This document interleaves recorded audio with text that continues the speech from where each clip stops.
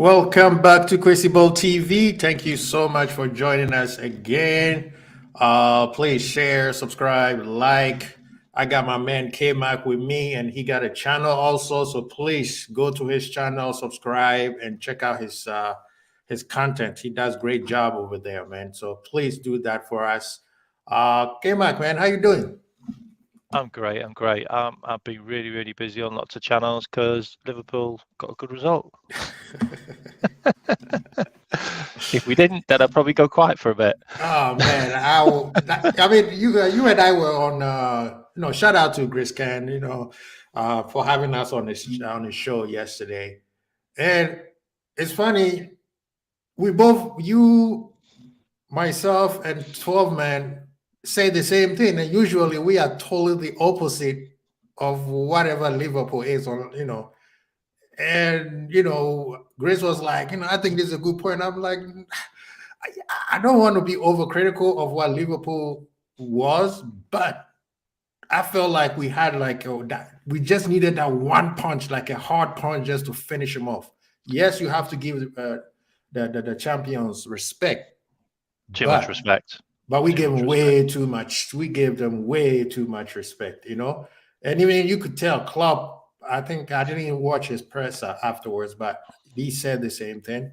I listened to Trent interview after the game, and he was like, "We didn't play well as well." He was disappointed. Yeah, so I think they will feel like we let this thing slide. We definitely let this one slide. So I said on Grizz's show actually, if we'd have played for an extra 10 minutes, I think we'd have probably won the game. Yes, I agree. So with me, I'm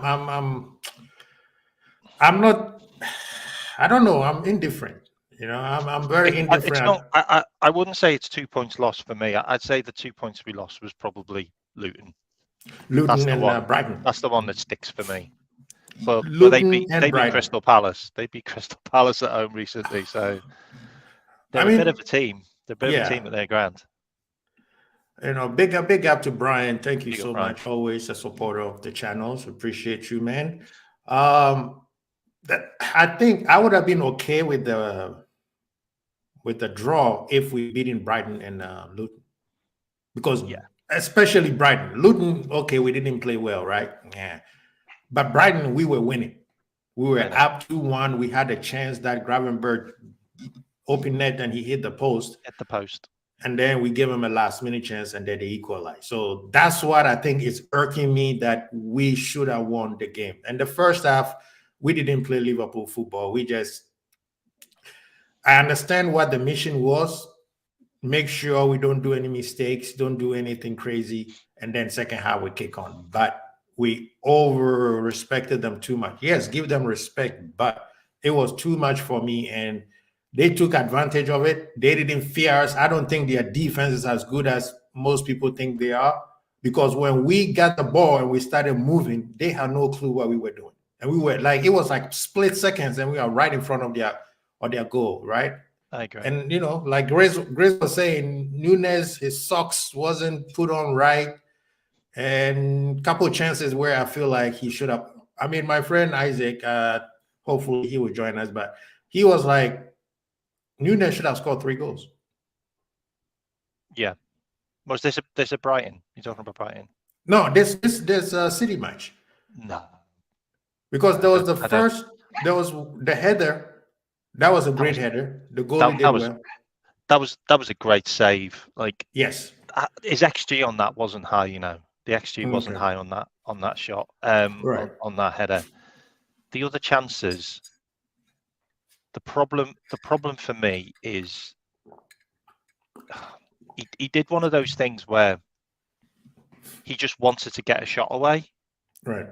When the better option was to square the ball or look for another man, because the further away you go from goal, to the left or the right, your XG gets reduced by more and more. I mean, this is something I've spoke to you about on the show before.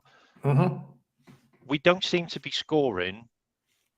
We don't seem to be getting enough shots off in the right positions to score the easiest goal or the Right. better chance.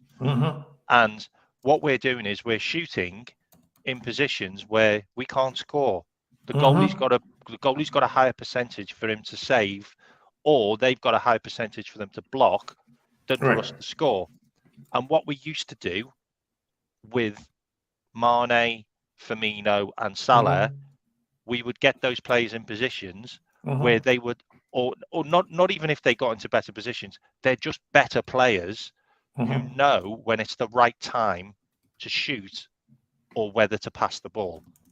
And that's why Jota's there. Like, if that chance, which Jota had 15 touches in the entire game. Like, he was absolutely diabolical. Like, I gave him a 3 on Jamie Phillips' show. He was so bad. Like, he really was. But he had one chance where the ball came to him, but it was just ahead of him from Salah. Yeah. If that had gone to his foot, that's 1-0. Like, that's a goal. Like, that's an 80% chance that Jota's going to put that in the net. And he got into the position where there was no one there to block the ball if the ball would have got to him. But the ball went just ahead of him. Yes. And as he was stretching, Diaz cleared it. And that's the difference in Liverpool from old and Liverpool from new right now. Yes. And it's literally yards. It's really that's what close. hurts me. And you know, the thing is, even Chris Cat, eventually he caught up to it. He said, you keep saying this thing about goals. What's going on? That's like, no. The reason why people think that our midfield is weak or our defense is suspect is because we don't score enough goals. The day that we start putting all these chances that you just said away, teams are not going to come on at us. They know that, okay, this game, we just have to make sure we don't get embarrassed. That's how everybody plays against City. They're like, they're going to score. Let's just make sure it's not an outlandish goal score line, and then we look embarrassed. That's what teams do with City. With Liverpool, they know, like, okay, we just have to hold on as long as possible and surprise them with one. And then that's it. And that is what it's. I think we need. And the thing about it is, we give them the chances. Like Man City had 6 chances. I think they had 3 clear-cut chances. Every single one of them we gave them. If teams hang on and we don't score, they feel confident. They're going to get a chance. Yes, going to get a chance. Yes, and and that's the part where I think that is our weakness. Our weakness is not defense. Our defense is good. What happened with goals is we have given 6 goals away based on mistakes, right? Our midfield is new, so they're learning as they go. They're building that confidence. They play well most of the games. The attack, they're dangerous, but we don't score enough goals. Whether it's the front 3 or the middle 3 that's supposed to supplement them, that's the problem. Because if we get that part figured out, trust me, teams will not come at Liverpool. They'll be like, okay, let's just make sure it's a respectable scoreline. It won't matter who we play against. And like you said, when Mane, Bobby, and Salah were there, you knew they're gonna score. So your whole thing is, let's make sure that these guys don't embarrass us. And that's where the fear factor, that's where the big 3, the front 3, the legend of the front 3 started from. And now you knew, you mess around, they're going to embarrass you.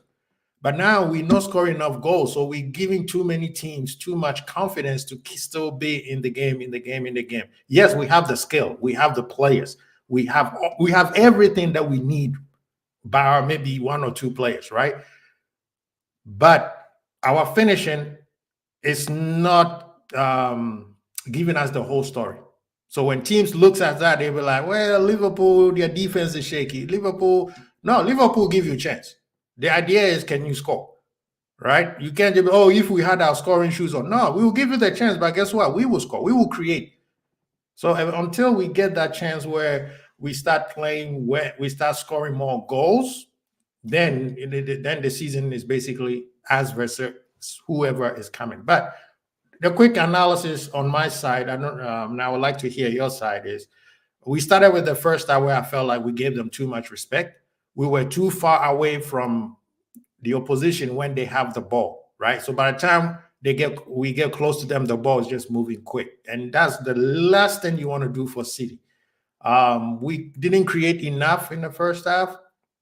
Second half, we did much better. We had control of the game. It became, okay, you throw a jab, I throw a jab, right? Even though they scored the goal, I think at the second half when it was still 1-0, we were still confident that, okay, we can score. We know Liverpool will score. We don't go to a game where we don't score. The idea is make sure that they don't score and we don't create any more mistakes. Yes, the elephant in the room is who? Alisson. But you're not going to see Alisson do this again till next year. He gets these once a year games where you're like, what happened, man? Other than that, man, I was impressed. I mean, I know we're going to give shout out to certain individual players, but that's why I am a little bit feeling like what Brian is saying. You know, at the heat of the moment, you're like, okay, we're doing well. But then later on, when you think about it, you'll be like, City didn't do anything that you'll be like, oh my God, we got away with this thing. I mean, what do you say, Kima? So I thought the tactics were great, by the way. I thought Klopp set up really well. What was really interesting is to see Pep's tactics. He was worried. Like, he was genuinely worried. He played 3 at the back. He played 6 in midfield and 1 striker. They offered. Yeah. They offered a lot down the left-hand side, or was the right-hand side? Down the right-hand side, which was Doku. Their whole game plan was just to get Doku. Well, just give it to Doku, yeah. Just give it to Doku and see what he can do. And it wasn't a lot, luckily. And we kind of combated that quite well. Dom did a lot of tracking back. Trent played pretty much most of the game on the right-hand side as a right back. He did come in to midfield in the last 10 minutes, 15 minutes. Scored a goal. Where we got the equaliser, which was great play. I thought Matip was brilliant. I thought Virgil van Dijk was brilliant. Yeah. Alisson had a 6 for me. I think that's probably the lowest. The lowest you're gonna give him. Yep. He was tired. He looked leggy. I think he's pulled a hamstring now, which is crazy because I've never known goalkeepers to pull hamstrings. But of kicking a ball, he seems to pull hamstrings every couple of years. Yeah. He does. It's weird.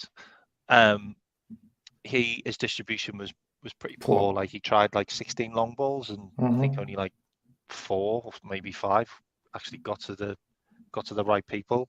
Yeah. His kick out actually contributed in their goal because it didn't. Yeah, that was the mistake. Yeah, the mistake. It didn't get to Salah. On midfield, we're running forward, thinking we were breaking because that was what he normally does.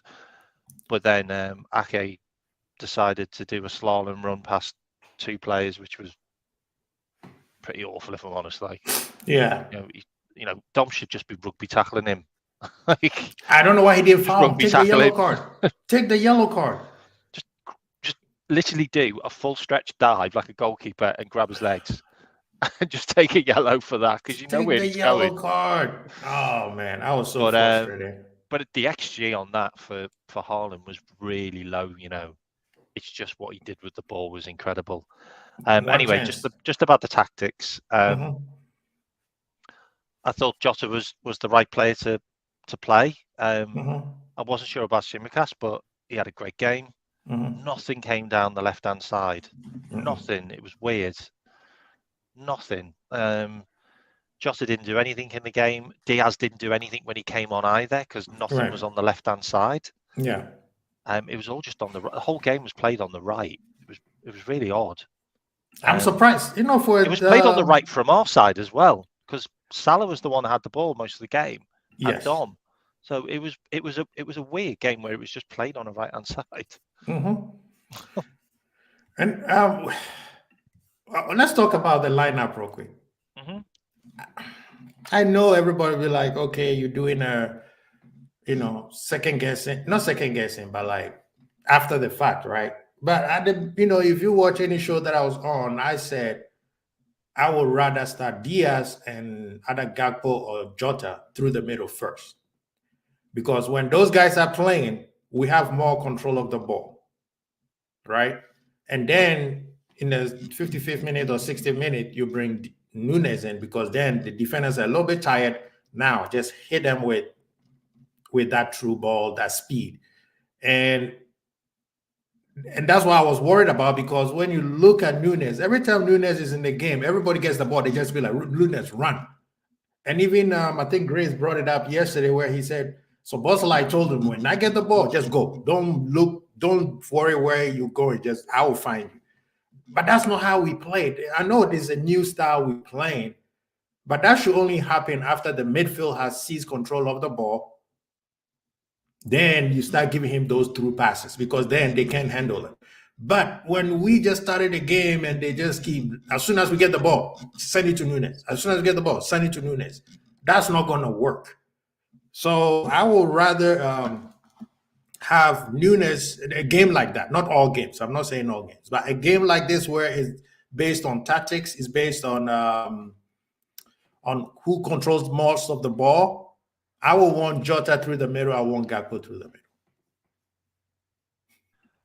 That's probably the reason why Jones didn't have a great game, because he never got the ball. Nothing went down the left-hand side. Sorry, my dog's barking.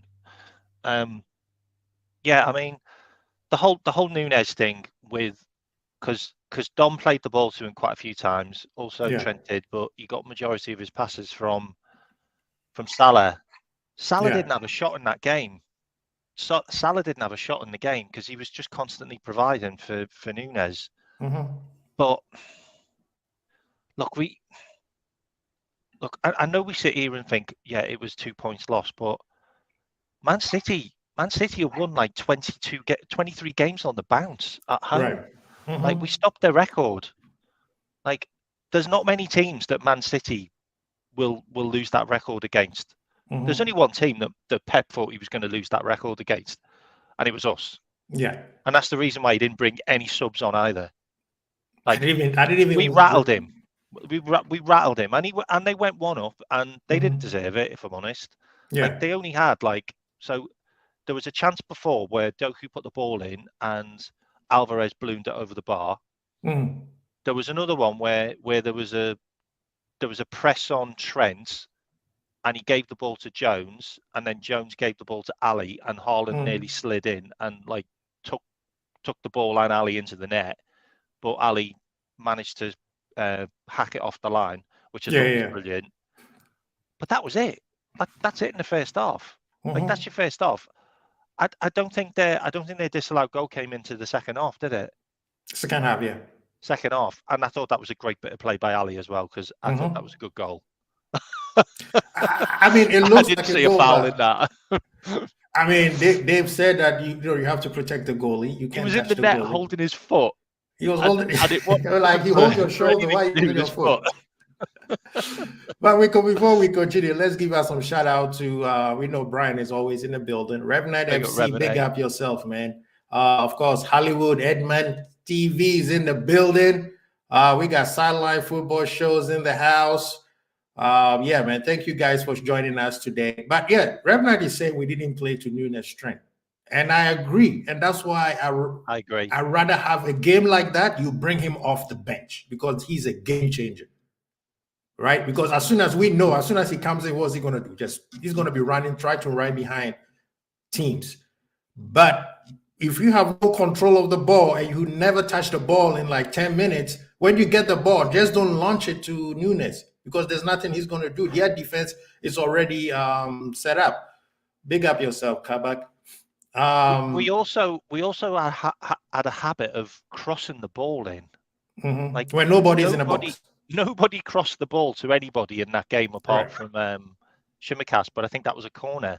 And that was the Virgil van Dijk header, which, he really, I have to be honest as well. Like, we are really poor at set pieces right now. Like, we had a lot of set pieces in that game, because we were brought down. We had a few players that were fouled. Like, Salah got like 3 fouls in that game. Like, we should have done better from set pieces, but it was a little bit like Land of the Giants. They had 3 really tall centre backs, and that was their game plan. Like, they knew that the ball was going to come in. They knew that Trent was going to try Hollywood passes, to Nunes. Yeah. None of them connected really. You know, the only real pass that Nunez got onto, which was in the air, which was the Salah cross, where he did really well to head it. But if you also look at that as well, if Nunez didn't go for that ball, Matip was there to head in. Yeah. He was literally stood behind him. So is that another case of just trying to do something when there's a better option behind you?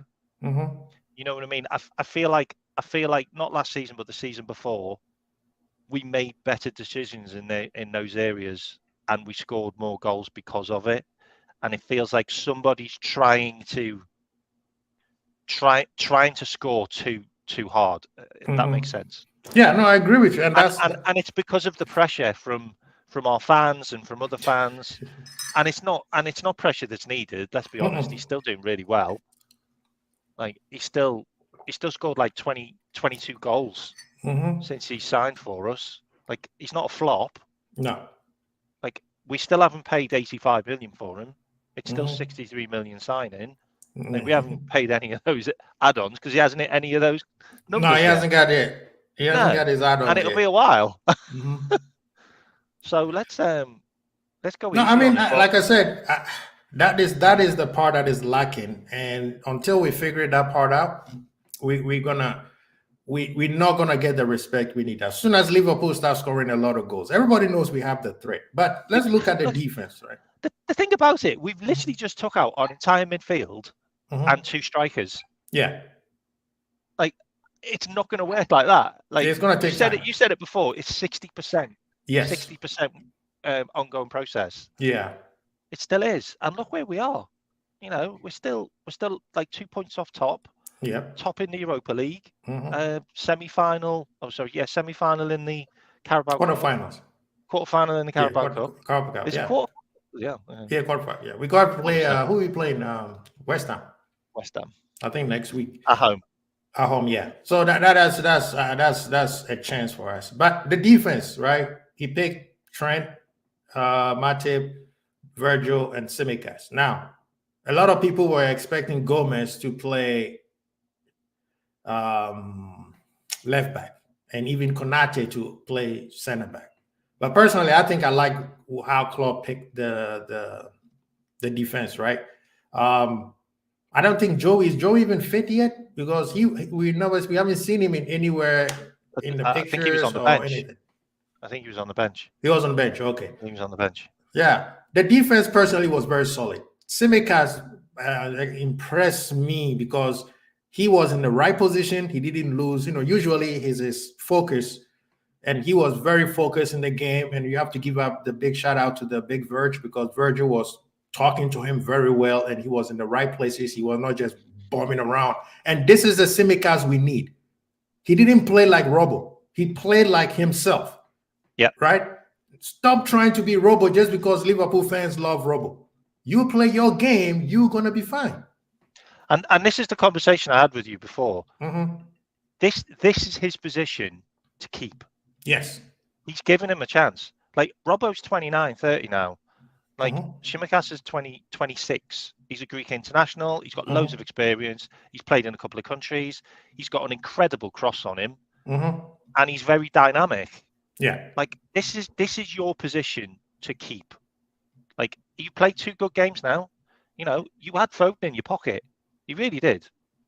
The only reason Foden got that chance is because he had to go inside, because he couldn't get anything down the... And it was also a mistake kick from the goalie. Yeah, but it was a good save. You know what I mean? I think he wanted a save. He needs some. He was bored. Like I always say, he was something to do, right?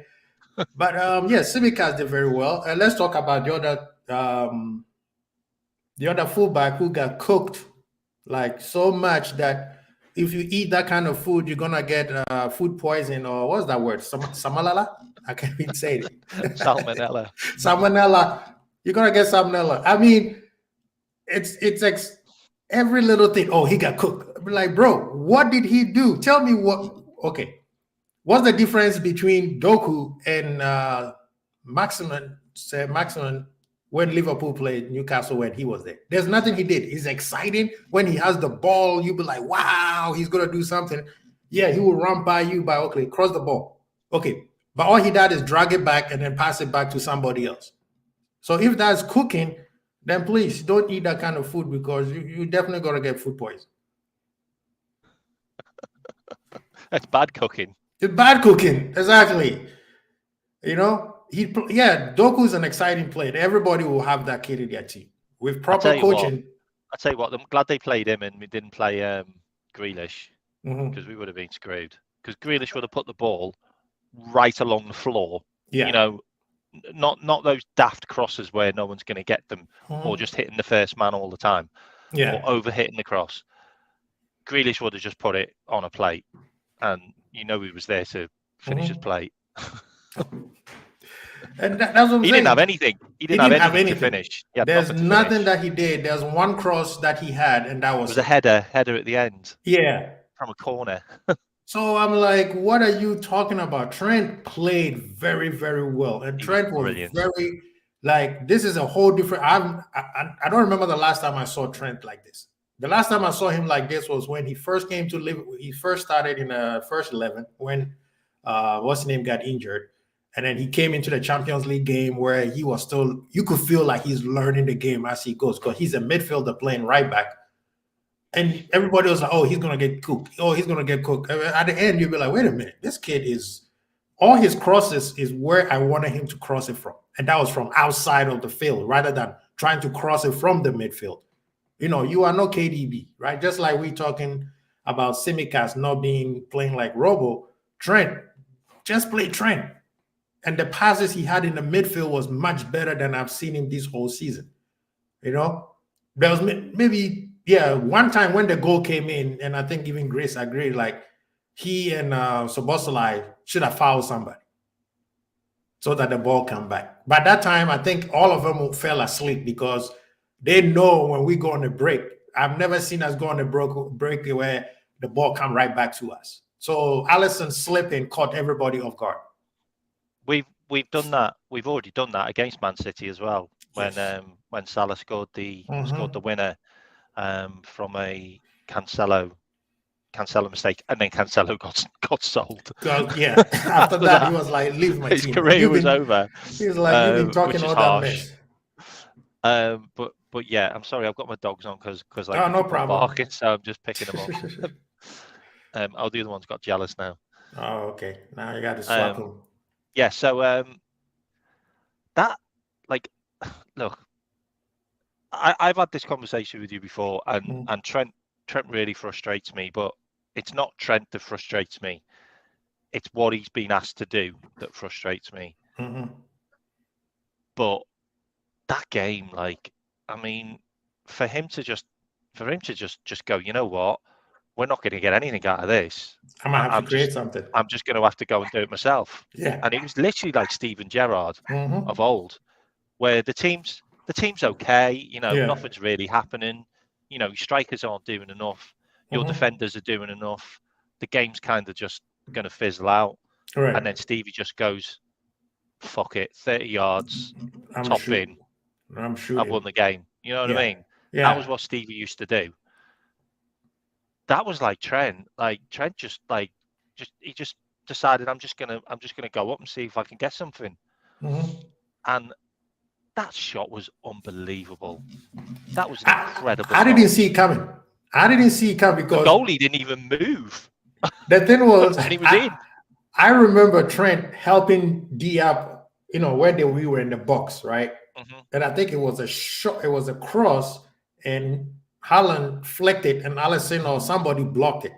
It went to Tsimikas. That's all I remember where Trent was standing. And then he went to Diaz. And I was kind of frustrated at Diaz. Trent did the clearance like a couple of seconds before in his own box. So it was like Diaz. I was kind of frustrated at Diaz because we had a breakout where all he had to do was find somebody and he couldn't. And it so went I was like, come behind on. everybody. Behind everybody else. But then he found McAllister. And then McAllister then found Salah. Gakpo did that dummy run, which took away their defender, and then Trent came in, and Salah was like, "There you go, bud. And you I'm see, not going to shoot because I haven't shot all game. That's what Salah did. There was no thinking. He just, I think it was two touch. One ball right in front of him, and then a shot. The goalie was like, yeah. It was exactly what Haaland did. Just he put the defender out of the game and then put the goalie out of the game. I mean, everyone kind of blames Ali for the shot as well from Haaland, thinking that he should have saved it better. He scuffed it and it bobbled. Yeah. He scuffed it and the ball bobbled and it bounced right in front of him. It bounced right in front of him, yeah. It was really lucky. Like, it was a lucky shot, like, if I'm honest. Like, other days, if he's hitting that with power, where he shot it, Ali probably would have saved that. Not many goalies would have, but Ali probably would have saved that. Trent was incredible. And the thing about it is, I watched that game now. I mean, McAllister had a really good game as well. Like, he won five ground duels. He had like 93% passing, which is brilliant. Like, better than any other player on the park, even better than Rodri. And he won more ground duels than Rodri.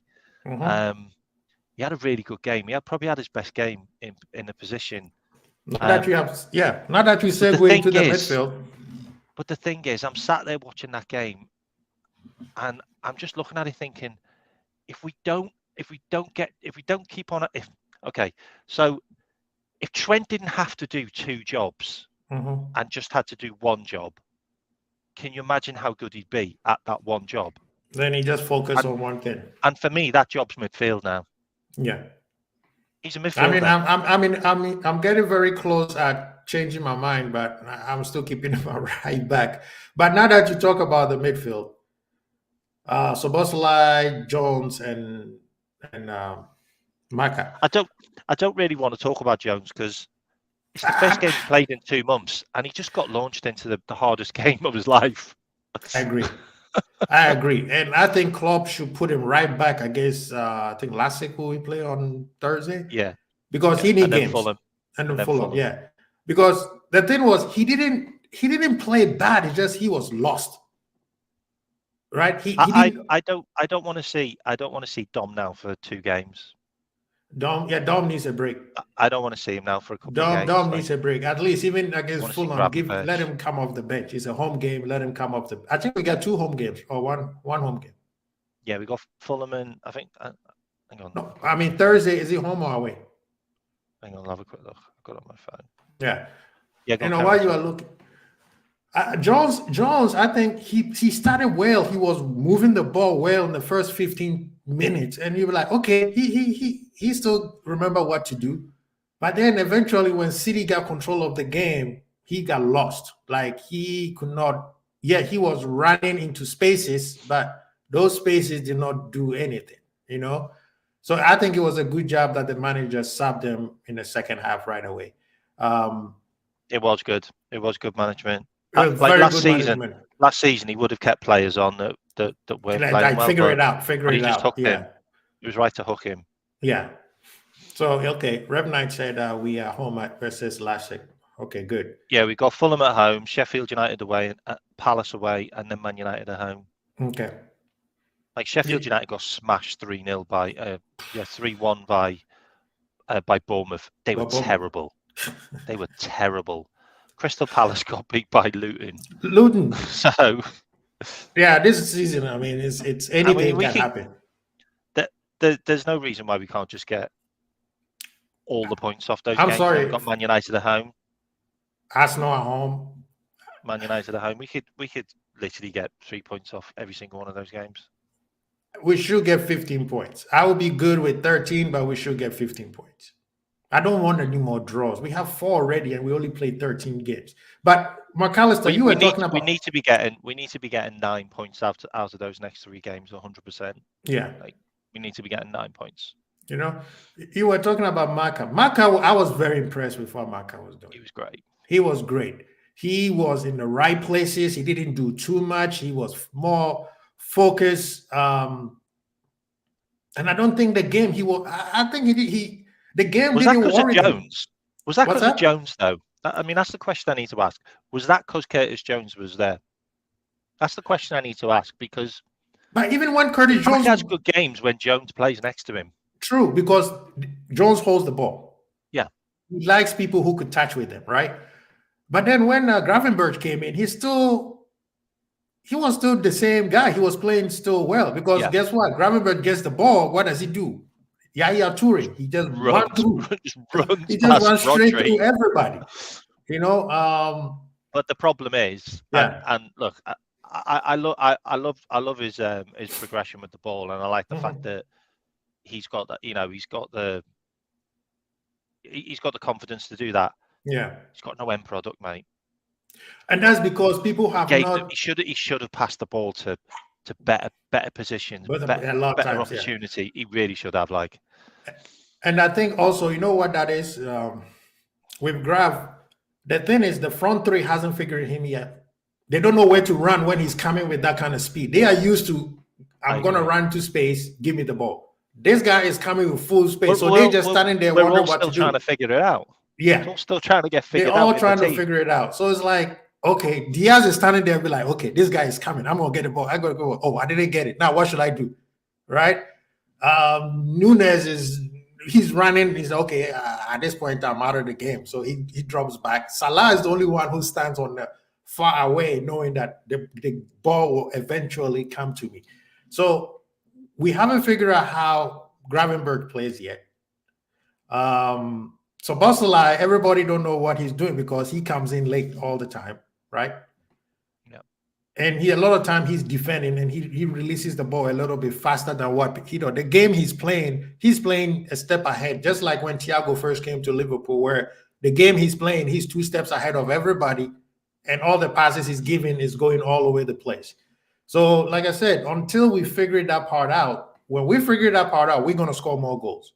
And the thing is, I think the international break hurt us more than it hurt everybody, because every single time we get into a momentum, what happens? We go on a break. Always. Well, the thing about that, I was happy for the international break because we had loads of injuries. And I would have liked to have played Man City with no midfield, because we had 3 midfielders missing, didn't we? Yes. So what do you think about what Bejan Pops is saying? He said he feels like Marca was out of position. But that goal, everybody was out of position. That was on the right-hand side. That was on the right-hand side. Everybody was out of position. The only person quite far wide. Yeah. I would say, yeah, I mean, could he have been closer? You're probably right.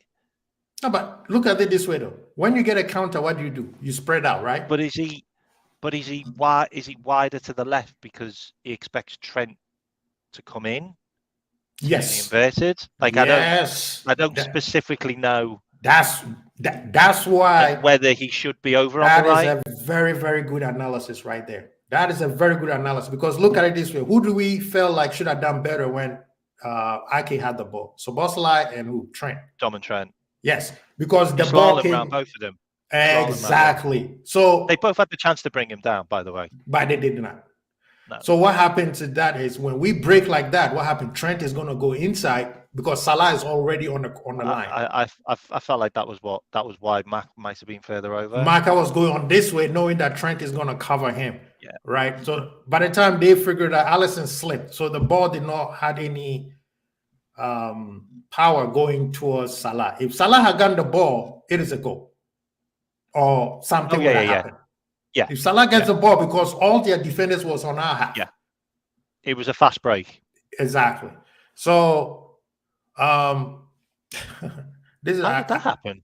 I know I updated my computer, and now Apple, when you're on FaceTime with their cameras, if you do something like this, it gives you a thumbs up. Oh wow. Yeah, it's very, very weird. Even if you do, you had like bubbles. I thought you had like bubbles in your room. Yeah, look at that. If I do this, I get balloons coming up. Oh, it's weird. Crazy. It's very weird. I thought it's only for FaceTime, but I guess it works with all the camera. But Benjamin Pops, what do you think? I've got Apple as well. Did you update it to the new 17? No, because I can't get my games won't work, and my music my music programs. I'm worried that if I do that update, it'll you know what they're like. Yeah, they change it everything. Yeah. But yeah, I mean, Belgian pop, that's what I feel like what happened, because a lot of people got caught off guard. A lot of people got caught off guard. So the XG on that chance was so low as well. There's not many players that would have been able to do what he did without being like literally having Virgil van Dijk like in your face. Yes. He did it so quick. And then guess who were there? He came right through the middle between Virgil and Mate. He's just a machine. That is he in basketball, right? He just needs that. He needs tiny chance. Yeah.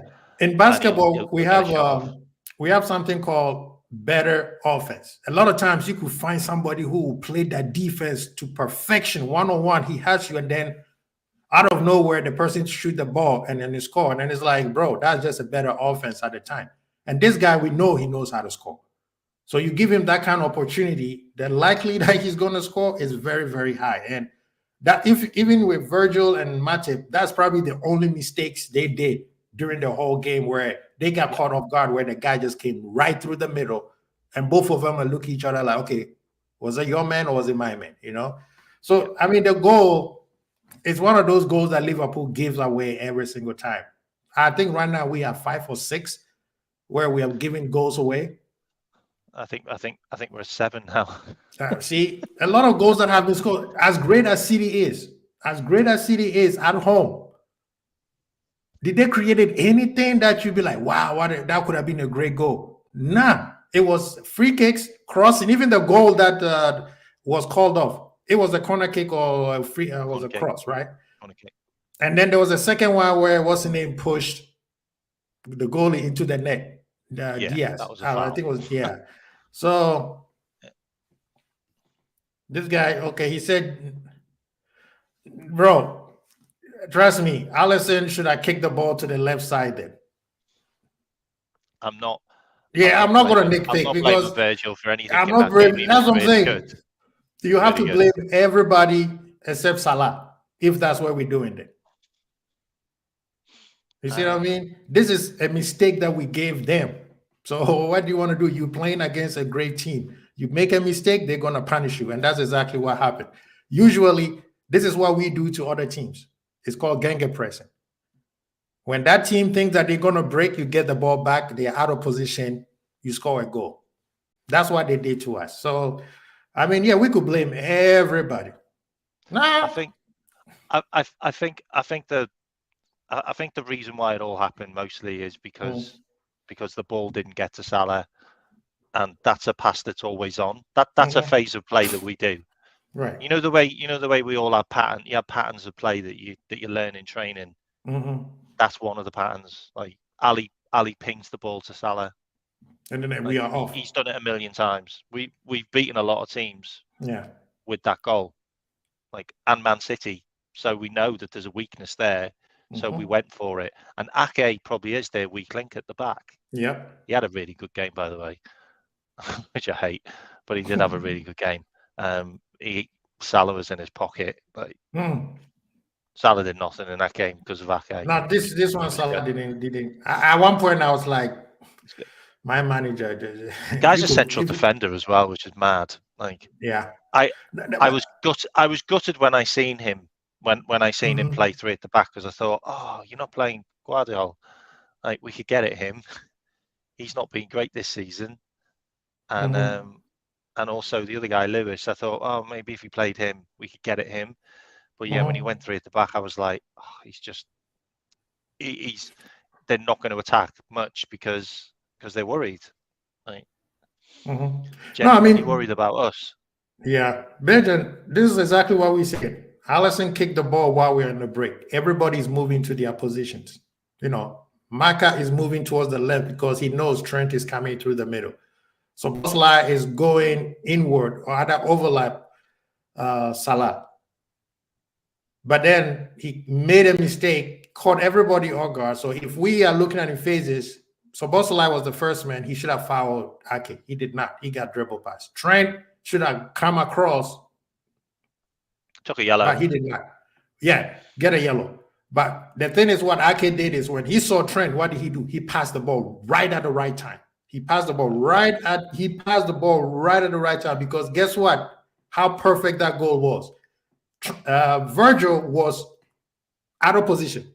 He saw what's happened. He's coming back. Matip is trying to cover for Trent, so he's also out of position. He is trying to come back.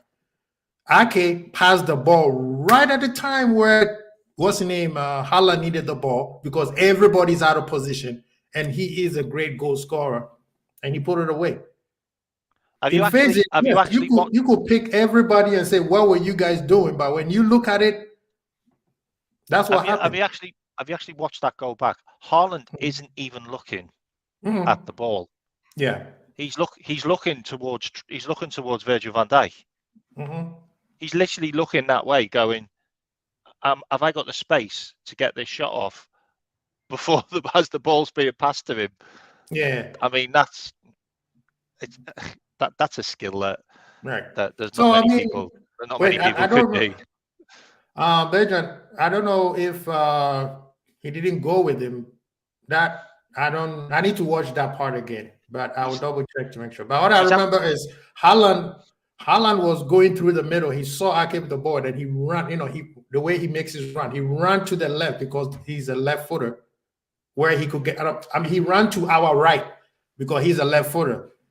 He ran up. He did that zigzag across. Matip tried to close him down. Yeah, I have to watch it again. But yeah, again, that goal, and that's what we do to a lot of teams. We break on you when you think you have a chance, and then it's a goal. If you break it in phases, trust me, there's like 5 or 6 people who should have done better than what they should have done, but they all fell asleep. You could never play perfect. But going in the front three, Jota. That's also a type of mistake that happens normally in the first 5 minutes of the game. Exactly. So for that to happen, Everton.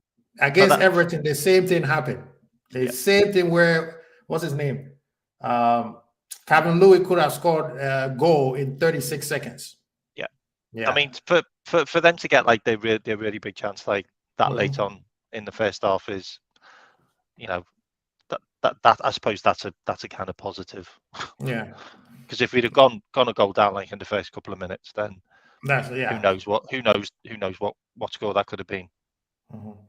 Yeah, I mean, you're right, Bergen. You could have, but they did nothing afterwards. That's the main thing. That's what I'm trying to say. That's why I'm a little. We regrouped and made ourselves really tough. Real quick. You see what I mean? And that's why I'm saying I feel like I think we should have come out with 3 points instead of 1.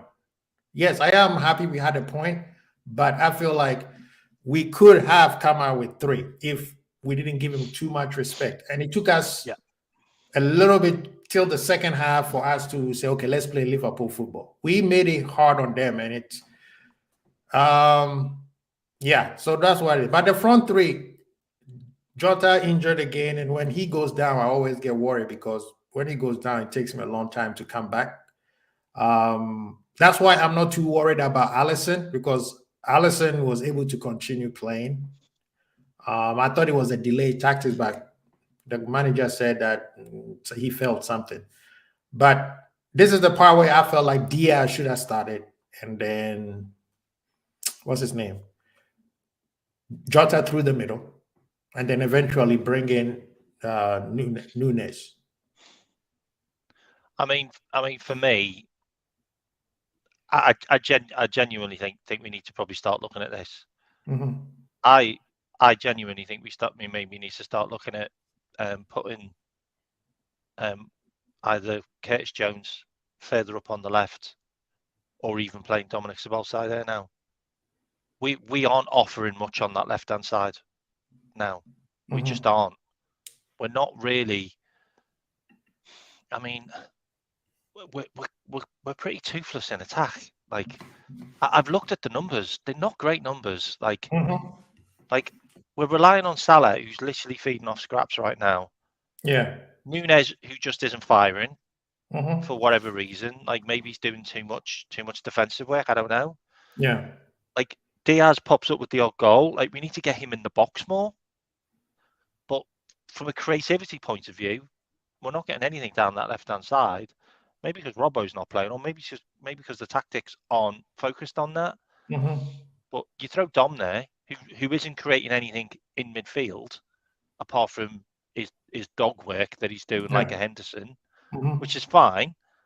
But he's not getting any assists. He's not getting any goals. He's not really creating many chances. Yeah. You put him on the left-hand side where he is a real threat for Hungary. Then play him and play Gravenberch in the midfield. Yeah. And then you put Elliott off the bench, Stefan Bajcetic, Tyler Morton, even Trent. Like, you've got options. Like, but on that left-hand side, I mean, if we're going to lose Jota for a number of games, then Dominic Szoboszlai has to be an option down that left-hand side now. Yeah. I mean, I can see, in the chat, there's a few people agreeing with what you said, but I think it has to do with the tactics, right? We got new players and something the manager wants. These days, I stopped looking at it how I feel like we should play. And the way you're saying, that's where I'm kind of leaning towards, but I'm looking at it what the manager wants.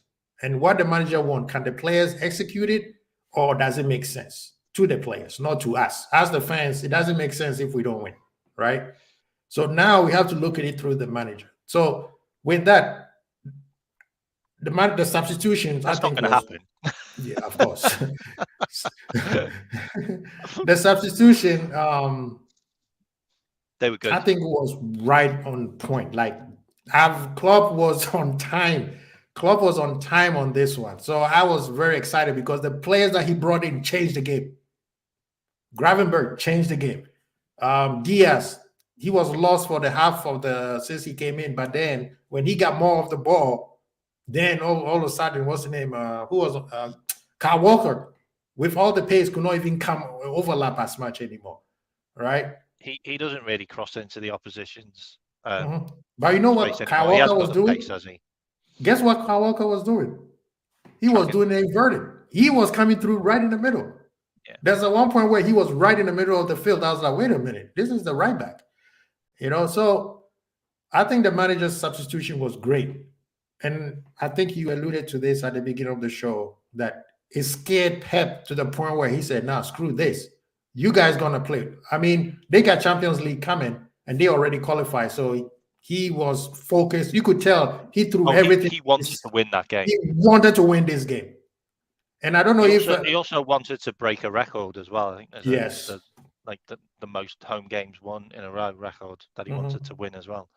I agree with Bajan, by the way. I think Tyler Morton is someone we probably need to be. Tyler, is he playing? He's playing for Hull. All right, yeah. And he was in the international under 21. Yeah, he scored as well. He scored a goal, yeah. I think we should let him keep developing. Elliott scored 2. Yeah, Elliott scored 2. Harvey Elliott scored 2. The second goal he scored in that international game was breathtaking. He lobbed the keeper. I think maybe he is a real he is, for me. We really need to be looking at playing him on the right hand side. Who now? Elliott. Yeah, like the game's coming up. Like, we've got I think we've got a couple of games that we should win. We should be playing Elliott on the right. He's going to start on Thursday. I think he's going to start on Thursday. Salah is going to be on the bench. Ben Doku will probably get a chance more than Salah. But I think Elliott should have a game in front of him. Yeah, Elliott. That's what I'm saying. On Thursday, Elliott is going to start. Elliott's got goals in him. He's not scoring goals from that centre midfield role, where he's basically doing what Henderson does, which is running up and down like a blue arse fly, tracking players, covering for Trent or whoever's playing inverted right back. Chuck him on the wing where Salah is, where he can get chances, you get goals. I know he's not got the pace, but you don't need to have the pace to be an intelligent player who can play inside forward. You don't have to have the pace for that. There's so many players that play winger that don't have pace. But there's the problem. The problem that Elliott has is the same problem that Tsimikas has. They are trying to replicate the Don Dada who's playing in that position instead of playing their own game. I don't think we play that way anymore. I think that's gone, but I think that needs to be taken out of players who have come in to those positions. Like, you don't need to be a Jordan Henderson. You don't need to be a Gini Wijnaldum. You don't that's need to what be a Mane. Like that's that, like, you're not going to be him. yeah, So play to the best of your ability, right. and then we see what we do. And that's what I think needs to be driven to the player. Stop replicating what the other person is doing, right? Just play your game. Let your game fit the system. You see what I mean? Don't try to replicate the other guy. There's only one Virgil. Okay, there's only one Robo Allison. There's only one of them. You coming in, all you can do is play closer to how they're playing with a mixture of what you do. Because otherwise, the other team knows what you're coming to do anyway. Yo, he's going to play like Salah, so we just have to close his left side, and he's not as good as Salah. So guess what happened?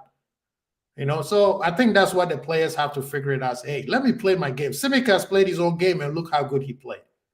And I think, like I said, we are still at 65%. Eventually, they'll learn, and this stretch is going to let us know what else we need in January or summer, right? Because these guys are going to have a long period of games where, okay, now you guys have gel. It's not these 3 games and then break, 3-4 games break.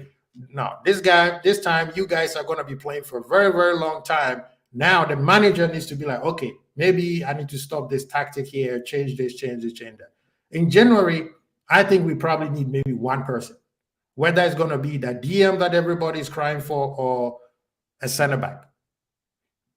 Maybe either or for me. Either or, right? I agree. Either or. If it's a good left-sided centre back, who can play left back, brilliant. If it's a DM, brilliant. I mean, I was on Jamie's show talking about Paulinho. Like this guy, mate, he's as close as you're going to get to a Rodri. Yeah. He is unbelievable. Like, his stats are just incredible. I mean, are you ready for this? Because this guy is just he had 1,714 touches in his first season at Fulham. At Fulham, he played 35 games. He scored 3 goals. He 48 blocks.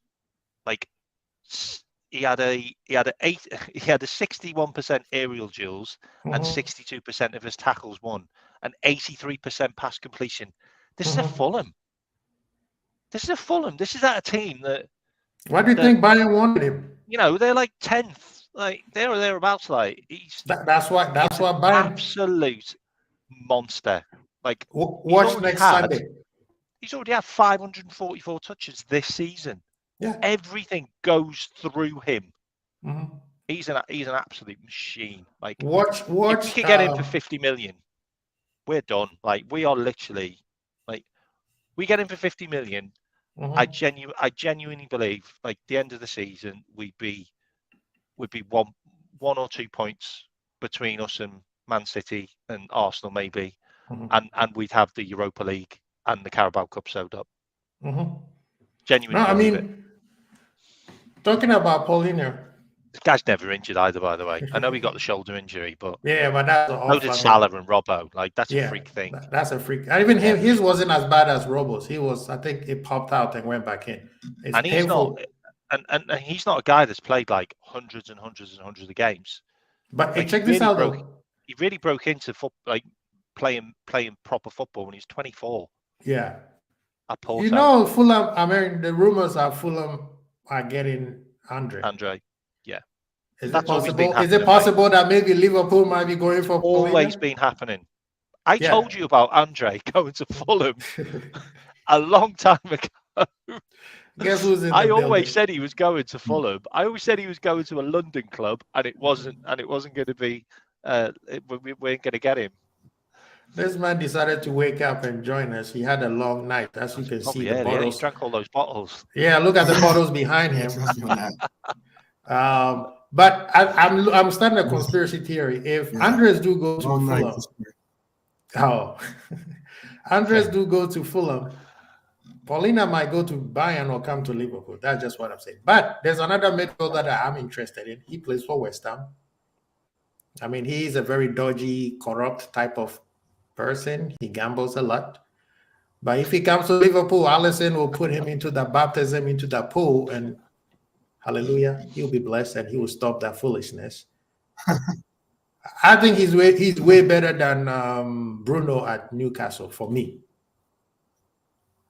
Bruno at Newcastle loses his head too many times when the game, if you come to Liverpool, you're going to be playing these high-level games every single game. 90% of the times, those are the games you play. And if you can stay focused and tackle, we can have that, right? But homie at the West Ham, you know who I'm talking about, K-Mac? Oh, yeah. I would want him because that guy can play multiple positions. We should have got him 2 years ago when he was touted out to us for about 20 million, mate. But there you go. It's going to cost us 100. But while we're talking about midfield, and 12 man just showed up because that's his favorite player in the whole Liverpool team. Endo came in and he was like a pit bull. He could have been sent off in like 5 minutes. Yeah, he came in and played like a pit bull. It's Animal. He got a yellow card as he should because he wanted them to know I'm here.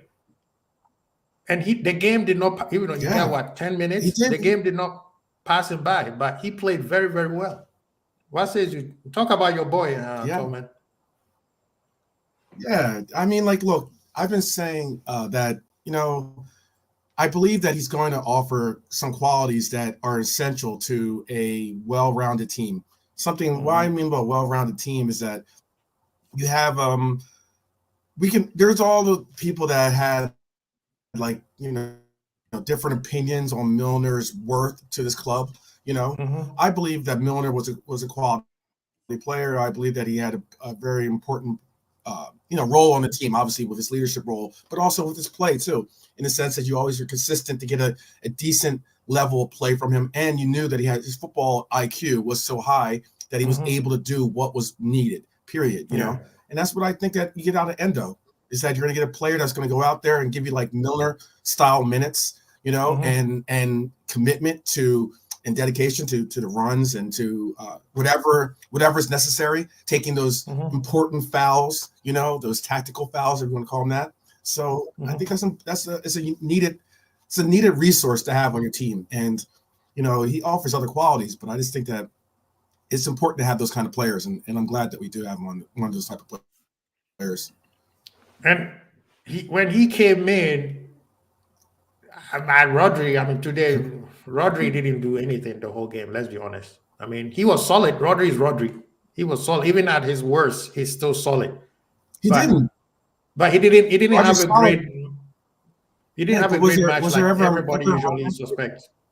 Was there ever a moment that you said Rodri said he was great? Right. No, I was going to say, he had a couple of shots. Did you ever have a moment where you're like, "Oh, Rodri took over"?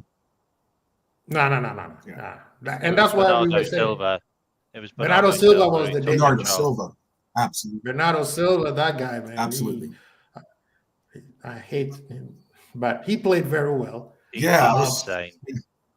He was the danger man. I usually say Foden is the guy that always have a good game against us, but he didn't do nothing. No. Doku was just whatever. But the defense, I'll give them credit. Their defense was solid, but I think that's because we didn't do much to trouble them. But let's give a salad. Doku reminded me of Doak, by the way. Doku reminded me of Doak. Like all the skills, all the pace in the world, no composure, no end product. No end product. But this guy's been around for a while. Like Doak's been around for like 2 minutes. Yeah. Can I just talk about Endo as well? Yes, please. Because 12 man's absolutely right. And the thing is, I talked about this on Jamie Phillips' show. If Klopp's buying Endo to replace Milner, then that's exactly what he's done, because we bought Milner when he was 30, and Milner gave us 7 out of 10 in every game until he left the club when he was 36. Yeah. Endo could do exactly the same. And he plays in a number of positions. Plays midfield, plays DM, can play right back, he can play centre back. What did Milner do? all of those things. He's exactly what he says on the tin, and that's exactly what we're going to get with Endo. I don't see anything different. You know, Milner was free. Okay, yeah, Endo cost us 16 million. We probably overpaid for him, but we probably overpaid because we were desperate. You were desperate, yep. Because we didn't get Caicedo, and we didn't get Lavia, and it was getting close. And we needed a DM, or we needed someone who could do that job, like a jack of all trades type thing. Yeah. And that's absolutely fine. Like, came on, got a yellow card, stopped a really dangerous attack, by the way, by getting that yellow card. We could probably use him more in other games, but we haven't. But maybe we will now. I don't know. But he's a squad player. He's absolutely perfect. Yeah. Like, I've seen squad players worth like 50 million. Like look at Man City's. Yeah. You know, they got a 55 million pound squad player. Yeah. And they bought another one, like in Nunes, for like 53 million. Two squad players, like, you know, Endo's Jack Grealish was a squad player for exactly the same. You know, I mean, how much did they pay for Phillips? Calvin Phillips is 55. Like, you know, and he doesn't even see the field. No. You know, guys, moving forward, before we move on real quick, celebration, you know, Salah love it. I'm torn between Tsimikas and, yes, I know Silva was a pest, but I'm going for Liverpool players for this one. I'm torn between Tsimikas and Trent. This is the second time Tsimikas is having a great game, guys. People are forgetting. I guess Brentford, he was pretty good. He was good. Yeah. Right? Good. I mean, Trent, I'll give it to Trent. I'll give it to Trent. That goal, I'll give it to Trent. Yeah, absolutely. I usually go for the person who plays well. And then, you know, I'll give a shout out to McAllister because he bossed our midfield, you know. But I'll give it to Trent. I'll give it to Trent. I actually watched that game back. I thought Matip was really close. Yeah, Matip was unbelievable. Matip had everything came down that right-hand side, and guess who was the right-hand-sided centre-back? Matip. Who swatted everything. Yeah. The amount of times he had to stick a leg out, because everything came down Doku. Doku was just... Right. I'd love to see how many times he touched the ball, actually. No, if you guys get a chance, go to X or Twitter. There's somebody showed the cooking that Doku gave to Trent. I think they say he got triple pass 7 times. I don't remember. Yeah. That's statistically wise. That's so if you go watch it, you will see how he got cooked. But Trent was like, even Gary Neville was like, he is the right back, right? But yeah, go ahead. 12 man. Who do you give that celebration to? Well, I was definitely going to give it to Trent because like I don't understand how when I guess people have never seen scales before. So like normally you have a scale, you know, this is the defense and this is the offense, you know. Now, albeit, maybe his defense isn't exactly overwhelming. It's still there, but yet his offense is so incredibly amazing that like you have worth in this player. They act like this player has no like, oh, he's out of place, he's out of this, he's out of that. I'm like, the sheer fact that he's this hybrid, you know, this transformer in a sense, you know, Optimus Prime style transformer that can you know, be on the field and be able to offer you from whether it's going up the byline or whether it's, you know, trying to go into the middle and dictate flow of play through the middle, you know, and then also showing his skills as well as knowing how to play defense. There's people that can play defense and there's people that can play team defense. And I think that like one thing we've seen, one thing I've always recognized Trent being able to do, but now even more so leaning on the team defense aspect of it than it is just trying to be that defensive stalwart.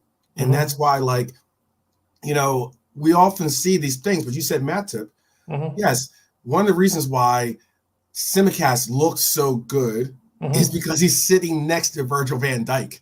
Yeah. You know, so I mean, like, you have your choice. Okay, we can either go to the left or to the right. On the left, we have to take on Tsimikas and Virgil van Dijk. If we go, you know, or excuse me, if you go to the right, we got to take on Matip and Trent. You know, and it's one of those things where they have their they have their enforcer, you know, Yes.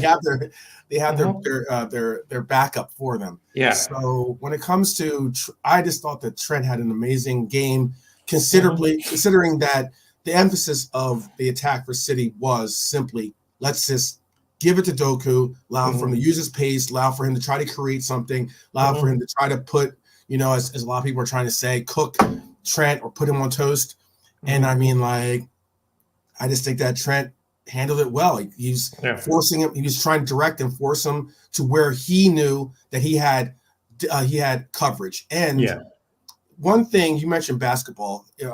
One thing that you do that we were always taught in basketball, when we pressed, you utilize the sidelines as an extra defender. Okay, because like if you lose the ball. If the ball goes out, guess what? It's no longer their ball. Yeah. So it's smart to just say, okay, I'm not going to give you inside. I'm going to play you to that line, you know. And that's what he did all game. And people kept saying, oh, well, he beat him. Yeah, but what did he create? You know, like what was it that if you're going to run past someone and then out? Okay, yeah, that's still going to class as you've been dribbled past, but didn't do anything. They went out of play. Exactly. Then you're absolutely right. And then while you guys talking, there's also a gentleman, FS Laputa. Sorry, I know what that word means. I apologize. He's on X, and he showed that the chess game that Liverpool and City played, right? They said City blocked Liverpool's 6 and the double. They call it the double 6, right? And how Liverpool was able to overcome that. If you guys go to chance, go over there and look at it. It's about 38 seconds of literally we passed the ball from Matip to goalie to Virgil, and then you could see where Jones and McAllister were taking out the game. But with patience and keep tactical movement and CT also moving well, because we don't want to. Usually we don't give Haaland credit because all he does is score goals. But if you watch that clip, you could see the defensive part of his game without you guys say, oh, he's actually doing something. It was a very, very telling. But we move on. Let's make fun of some people. What's interesting as well on the Trent thing is Trent said in his interview after the game that he had Bernardo Silva man marking him. Like, there's not many managers that put a man on a right back. On a right back. On a right back to mark out of a game. That's insane. You tell me any other team that sets out and goes, I want you to man mark their right back. Yeah. Nobody. Right. Nobody does it. I'm serious. When you guys that's how dangerous Trent is. I'm going to share the link on our. And look. I've been on Trent's case a while, and you know that 12 months. But it's not because of Trent. It's because of what he's being asked to do, and the fact that he's being asked to do 2 jobs, and it can make our team weak. Like our weak link, according to Pep, was the right hand side where Trent was. Yeah. Like it's obvious because everything went there. Nothing else went anywhere else on the pitch apart from that side. Yeah, when you guys get, I send the link, right? When you get a chance, look at it. No, but he's the only player in the world that can do both jobs. Yes. So can I just ask this question then? I understand that you could conceptualize that it makes us weak because it's not necessarily a traditional role for a right back, but can you not also argue that it makes us strong in that other teams have to do exactly what he just said? What Quasi just said is that you have to, who marks a right back? But the reason why you have to is because now this right back is either going up the sideline or going into the middle. He's going all over the pitch. And you have to, and he's such a dynamic player offensively that you have to do something about him. He's not just some random right back, quote unquote, that knows how to play defense, running around the pitch doing nothing. He is a problem for a lot of teams, and they understand that. And that's why when I know I can definitely understand and it's warranted to say, oh well, it makes weak this way or that way, such and such. But I just think it makes us stronger in the sense that now he's just another, hybrid weapon, some weapon like almost like engineered in the lab that He teams have to figure out, and that's a difficult math equation. Yeah. So if you guys get a chance, watch the link that I sent you. It's exactly what K-Mac was saying, and then 12 Man also alluded to it. You could, this game, you have to watch it again. If you are a football person, if you're a fan and you just want just for the excitement of the game, okay, don't do that. But if you are a football person, like a student of the game, like us, you have to watch this little 38 seconds. You'll be like, okay, I see why. You have to give respect to both teams.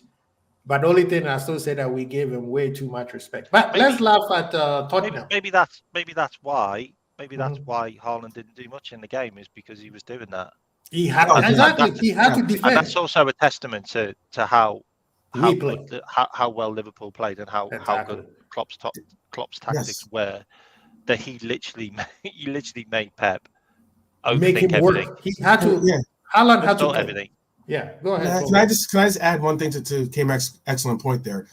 If you look at it, and to me for this game, the sheer fact that City had to put so much emphasis and so much focus on pressing, on exerting so much energy, and just constantly fighting, and pushing, right? And only scored one goal against a team that we've heard how this defense is suspect, how we're this or that. We had a goalkeeper that was playing on one leg at one point. Look, it's something where like you have to understand that like this team is a really, really good team, and to see that we put them in such like exerted efforts is amazing. To see our fact that I've said this time and time again. You look at the bench that City had in that game, it was putrid. Yeah, guys, and there's not one of those. Most times people say, "Oh, this City player will walk into the team or he'll walk into." There wasn't really anyone on their bench where you're like, "Oh yeah, I'd pick him up." Yeah, okay. They had no attacking threat apart from Oscar Bob, who absolutely none. I think he's got Norwegian caps or something, but absolutely he's no one. He's no one I've heard of really, but they had no strikers. Right, and that's what I mean by like I don't mean defensively because they did have some defensive measures. On loads of defenders. Right, loads of defenders, but I mean they had no offensive power whatsoever on that bench, and that's why I was saying. That's why I really am saying what I'm saying is that like we were able. He didn't make any subs. I've never seen Pep do that. I think one time. I think it was only one time he did it. Not one sub. Not one sub. I think in the Champions League final, maybe. I don't think he made any subs. Towards the end, he made a sub towards the end. I think it was when they got beat by Chelsea, didn't they? Yeah, the one against Chelsea, he brought in. He tried to fix his problem, but it was too late. Yeah. But I was not going to stay too long on this. He was really worried. Like, oh no! Did you see his face during the game? The commentator was like, "Pep does not look good. He wants another goal quick because he knows this game is not over.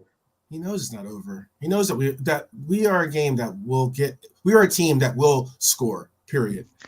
Guys, and we're going to score. And it's quite scary. It is quite scary how good we could be if we're cooking. Like, bro, that's why I was so disappointed. That's why I was so disappointed against the game. Like we're still playing around in the fridge for ingredients. Bro, we literally are still like this with a bit of pepper, like tasting it. We need more spices, more spices, more spice. We need more spices.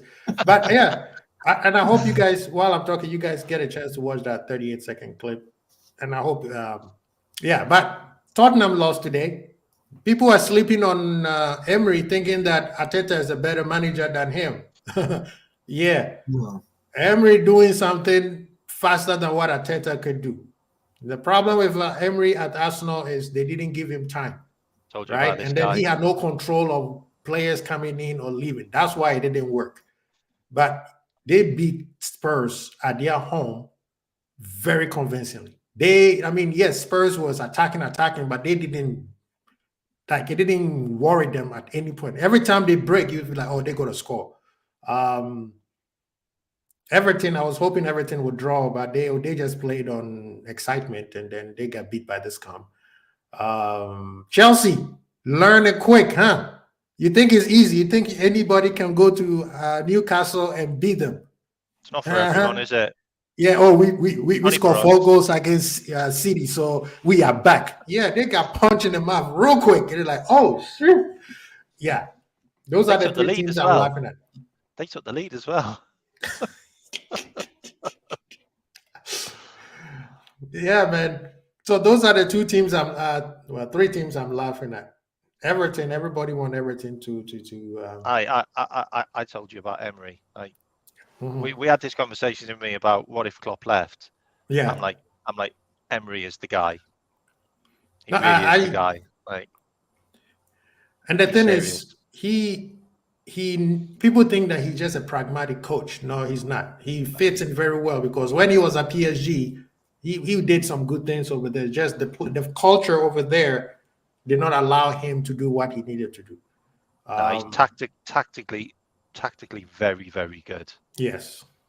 Like in transition, Aston Villa are quite scary now. Like they got pace. Like the fact that we battered them at home is just like we're really lucky to get to have those points on them now because when we go to the away, Villa Park is we got them away, but we play well away at Villa. I was going to say that. I have no idea why, but we do. When it comes to Liverpool, we want Liverpool to play a hard team because guess what? They're going to show up.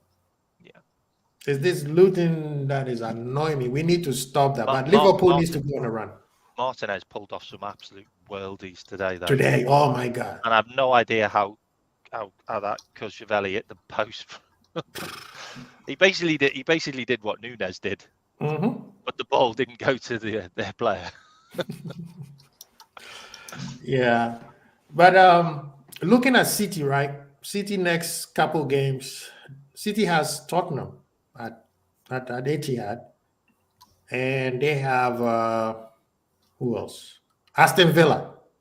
Yeah, I was going to say Villa. Those 2 games are a possibility of them dropping a couple points somewhere. This is our chance to sneak in through the side door. City don't play well against Tottenham, by the way. Like, if teams can get at City, it's normally Tottenham. I don't know why. Bit of a bogey team. Bit like Southampton, but Southampton aren't in the same league anymore. Arsenal is the one that might get lucky and sneak in because Arsenal got Wolves at the Emirates, which is going to be a hard game for them. They think it's easy against Wolves. It's not. And I think Wolves players are coming back. But then after that, they got Luton at Luton. They could have lost. They could have lost for Brentford. Man, Brentford could not finish their food. They could have lost. They could not finish their dinner. Who is that guy's name? Maurice Mope. That guy. Why does he even play football in the EPL, man? That was an open goal. Did you see? It was an open goal. He just got to tap it into the net and he missed it. He kicked it out. No, he kicked it out because he thought the ball was out. And the other guy looked at him like, "What are you doing?" Tell you what, I don't know where his head's at. I had no idea how Zinchenko saved that ball. He literally flew across the goal like a goalkeeper and saved it with his feet. Did you see it? Yep. It's incredible. Like you know what? I know they won, but I love stuff like that. I do love it when like players like clear the ball off the line and stuff like that. I just think because Zinchenko had to make minutes. That's really winning a game. Like, you know, when we do that, I love that. So yeah, man, yeah. They should have got beat. I know. Arsenal. Worse, they should have got a draw. They should have gotten a draw. I don't know what Brentford did. They fell asleep one time. Yeah, Rico Henry won it. No, what wasn't Rico Henry? No, it was there. Havertz. Godos. Is it Godos? No, Havertz won. Havertz. No, but the player that was tracking him. Oh, the player was tracking him. Okay. I think it's Godos or Godos. Yeah. Because he didn't follow him in. It's like, it's just Havertz. Yeah, Havertz doesn't score important. He doesn't score important goals. Come on. I'm not going to track him. Yeah, just one Champions League goal that he scored. That's it. Yeah, but he scored loads of goals against us with his head, by the way. You see what I'm saying? Yeah, Havertz is a good player. I mean, I'm not gonna lie. I would have liked to have seen him what he would have developed under Klopp. I think certain coaches can bring out the best in players. So, does anybody know? I think he would have been a really good replacement for Firmino. Like, I think he would have played that role really well. Havertz. I think he could have played that role really well. Well, Havertz is just like all the managers don't have a definite role for him. He goes to Germany and he plays left back. Yeah, he scores though. Yeah. And scored. I mean, Werner is the same situation somewhat. In that he goes back to Germany and starts scoring goals again. And now he's scary for Klopp. Now he's even being, I think, spoken as a possible going to La Liga on loan or something possibly. Who, Wenger? Yeah. This is the guy that he would have been scary. He would have been scary. If it was a Liverpool, if he had just he went for the money, he was impatient. And Liverpool fans, FSG out, they don't want to spend. He wants the Liverpool club would have sprinkled his magic on him, blah, blah, blah. Now what? Anyways, who are you guys laughing at today, man? From today, I didn't want to see United or Everton. I wanted to see a draw, to be honest with you. I wanted to see them just get both a point. I don't want to hear United start to think that they're actually like still in some top 4 race. And you know what though, I can say this, like, and it's something that I can't remember who mentioned it, but it was like it was a player that was speaking on it, and I can understand exactly what they're saying. And it's that I don't want to say top 4 race. I don't want to say we're in the top 4 race any longer, or I don't want to catch myself saying it. What I do want to say is that we're contending for the title, or we're in the title race. Yeah, that's the race you want to be involved in, because once you say you're top 4 race, it means that you have no pursuit of that top 2. You know, you're not in that top 2. So I'm looking at it as like I don't want to hear United even mention the word contended, title race, much less even say. Don't worry. When it comes to Man U, just give him time. At the bottom will fall. They always build their castle on the sand.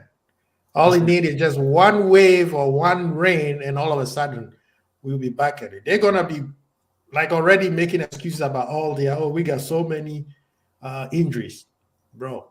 Even without the injuries, you guys are still crap. It seems like the injured players were the crap one because the ones who are coming in are playing better. I have no sympathy for people to talk about the injury stuff, considering that when we spoke about the injuries, that hit our center back that year, we were called whiners or just get over it. Just, injuries happen. Who cares? Hey, Robert, what's the name goes better? Benteke's goal against Manchester United. Go check it out. That one is better than this one. I mean, Garnacho's goal was sick. It was sick. I mean, that Caesar cake was amazing. But Benteke's better. But that's my flavor. Anyway, guys, anything y'all want to bring up? I'll tell you what. I was looking at the Man United team. Like they played someone called Kobe Manu. Yeah, man. I think he's Ghanaian, I believe. He was pretty good 18. On the right wing. Yeah, it was born in 2005. 18. I feel 2 games he's played, 2 wins. There you go. Yeah, he's a winger, and Everton did not take advantage of him. But Man U, they got a couple of hard games coming up, so they should not be getting too excited on what's going on. Who do they have? They got Chelsea next week, Wednesday. They got Newcastle. At Newcastle, Chelsea just learned that lesson, so we shall see what happens. And now Man U has already learned their lesson from. They got Newcastle away and Chelsea at home. Like, it's gonna be tough for them. I tell you what's interesting though. The reason why they probably won is because they didn't play Amrabat. We dodged the bullet there.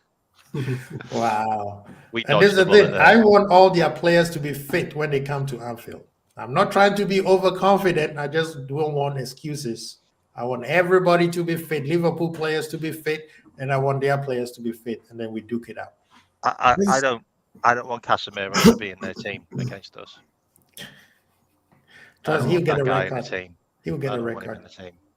I was just going to say real quick too, though, the matches that we do have coming up are going to be pretty much like a real opportunity for us to really find some form.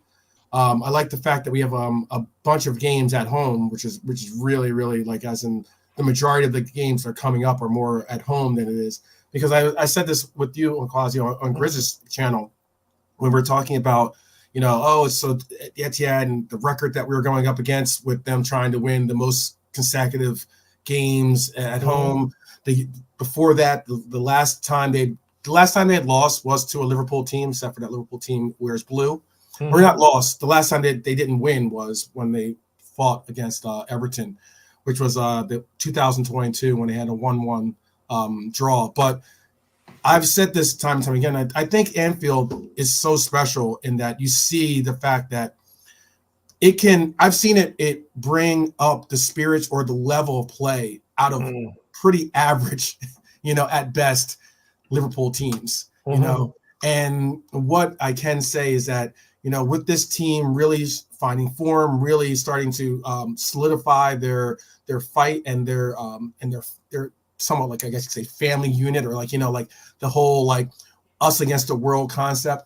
I really like the fact that we are finding that, and we do have the confines of Anfield to necessarily push us over, or maybe trigger that initiative a little bit sooner than later.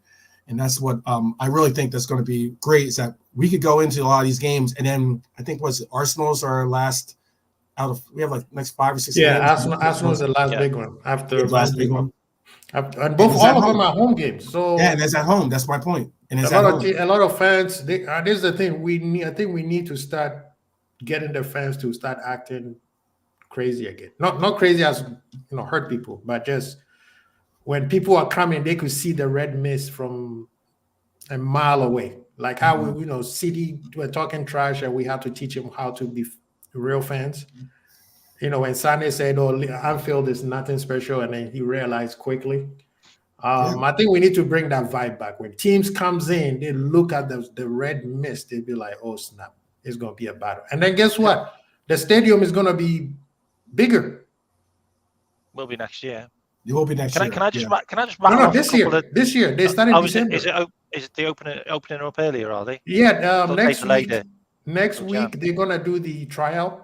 And then I guess Man United is when they're gonna add. It's not gonna be full, but they're gonna add more. Brilliant. Yeah, so it's gonna be louder.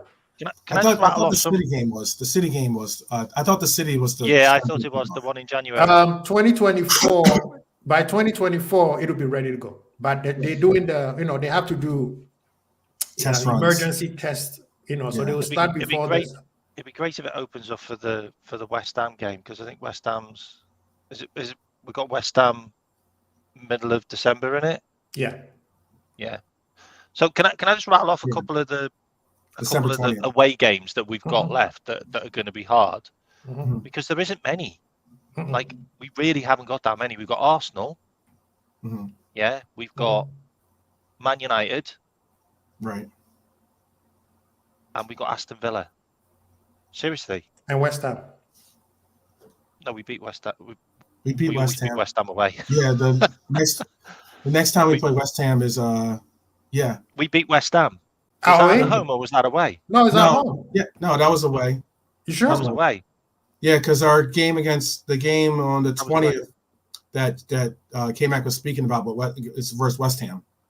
Okay. It's December 20th. Seriously, that's a Carabao Cup quarterfinals. Oh, that's right. That's right. Yeah, that's so right. we are going to go there. There's 4 games that is going to be. Okay. Yeah, 4 games that is going to test our mettle when we go away. But that's it. Like, seriously, we played so many tough games already at grounds away. Yeah. So, and the thing about it as well, you touched on that with the home, with playing at home. I looked into this. There was some crazy stat, which is like, so if you take away us losing games at home, they've only been against teams when we haven't had fans. So when we lost those 5 games in a row, we didn't have any fans at the ground.